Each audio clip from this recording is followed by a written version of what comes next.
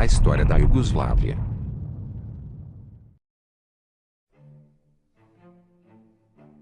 A Iugoslávia é um país extinto que possui uma história de amor e ódio. Esse país foi palco de diversas guerras e genocídios étnicos que marcaram a história de vários países dos Balcãs. Então vamos começar a história dessa nação extinta.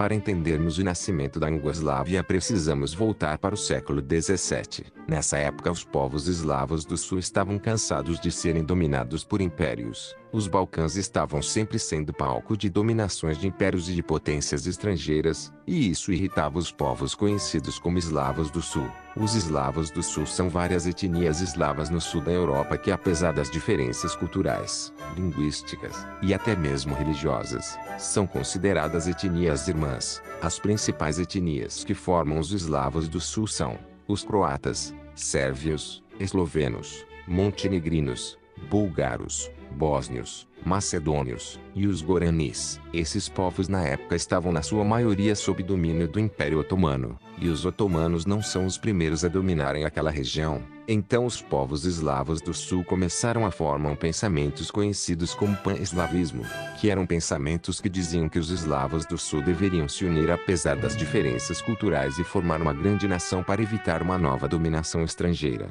A maioria acreditava que essa nação deveria ser liderada pelos croatas, sérvios e eslovenos, e depois de séculos sob domínio dos otomanos finalmente os Balcãs conseguiram se libertar do domínio dos otomanos, porém ainda não havia acabado. Nos Balcãs surgiram os vários países novos como a Sérvia, a Bulgária, a Grécia e Montenegro, porém as ideias de unificação dos povos eslavos do sul ainda não acabaram. Os sérvios acabaram se tornando uma espécie de responsável pela unificação dos eslavos do sul. Porém tudo isso acabou gerando conflito com vários vizinhos, como por exemplo com o Império Austro-Húngaro, pois o Império Austro-Húngaro controlava boa parte da Croácia e Bósnia e Herzegovina, o que gera conflito com os sérvios para unificar seus territórios. A Bulgária também era outro país que tinha problemas com os sérvios, pois os búlgaros estavam reivindicando o território da Macedônia para eles.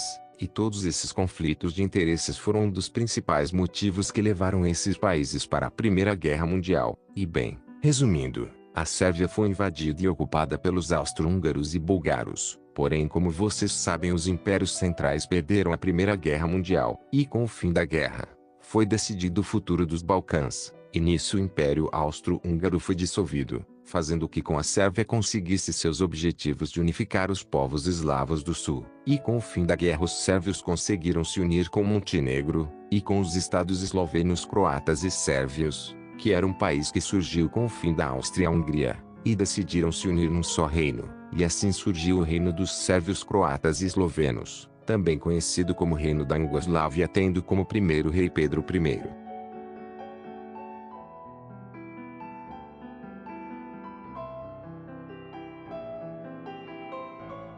Quando o reino da Iugoslávia surgiu, ela já surgiu com alguns problemas. O primeiro problema era que o rei Pedro I acabou tendo que se afastar e Alexander Karađorđević se tornou príncipe regente da Iugoslávia, e o príncipe regente acabou rejeitando uma proposta feita pelo Conselho Nacional dos Eslovenos, Croatas e Sérvios, que seria liderada por Nikola Pašić, mas o príncipe Alexander rejeitou. Então isso gerou a primeira crise governamental do país. Outro problema envolvendo a Iugoslávia era a Itália. Quando a Primeira Guerra Mundial acabou, a Itália ficou extremamente irritada com o novo reino da Iugoslávia, pois os italianos queriam anexar o território da atual Croácia chamada de Dalmácia, pois esses territórios eram povoados por povos italianos. Então a Iugoslávia temia uma invasão italiana pela Dalmácia. Na crise interna da Iugoslávia, o regente da Iugoslávia decidiu que o Pašić não se tornaria o primeiro-ministro, porém Stojan Protic, que era um grande aliado de Nikola Pašić, se torna primeiro-ministro, o que alivia a crise entre o príncipe regente com os parlamentares. Nesse mesmo período,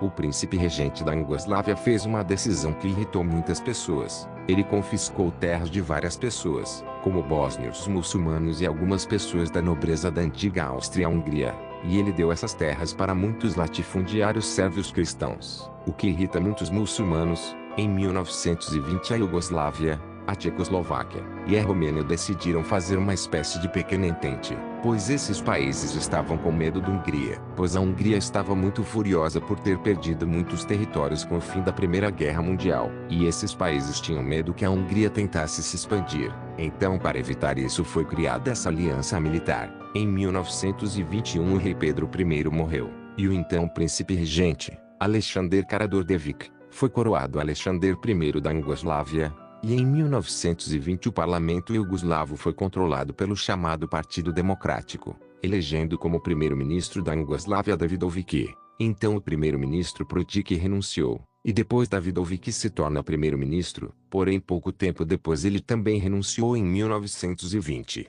Então, com a queda de Davidović, soube como primeiro-ministro Nikola Pašić, do Partido Radical do Povo. Então, depois de muitas disputas políticas, em 1921 foi criada a Constituição de Vidovdan. Porém, essa Constituição não durou muito tempo. Depois de várias crises políticas internas, o rei Alexander I deu um golpe de Estado em 1929 e aboliu a Constituição. E assim ele iniciou uma ditadura, a chamada Ditadura de 6 de Janeiro, feita para estabilizar o país. O rei Alexander também mudou o nome do país para Reino da Iugoslávia, e nesse período muitos foram presos e exilados para fora do país. Nesse mesma época, a Iugoslávia faz um tratado de amizade com a França e Reino Unido para evitar uma possível guerra contra a Itália, que na época já estava sob controle do ditador Benito Mussolini. Internamente a Iugoslávia estava cheia de tremores, até que o rei Alexander foi assassinado em 1934, por Vlado Chernozemski. Quando o rei Alexander foi assassinado, o seu sucessor seria seu filho Pedro, que se tornaria Pedro II. Porém, Pedro II era muito jovem para se tornar rei da Iugoslávia, então foi formado um conselho de 3 regentes para assumir o poder na Iugoslávia, e em 1934 assumiu como regente da Iugoslávia o príncipe Paulo, que governaria a Iugoslávia no lugar de Pedro II até que ele atingisse a maioridade. E as coisas dentro da Iugoslávia só pioraram. As tensões étnicas internas estavam aumentando, devido às reivindicações sérvias, e para piorar a situação da Iugoslávia, a Tchecoslováquia foi invadida pela Alemanha nazista, e a Iugoslávia não fez nada. Assim, aquela antiga aliança militar contra a Hungria já não fazia mais sentido, e as reivindicações da Itália nos territórios da Iugoslávia estavam cada vez maiores. Então, em 1939 começa a Segunda Guerra Mundial, e a Iugoslávia foi pressionada pela Alemanha para escolher um dos dois lados, ou do lado dos aliados, ou o lado do eixo.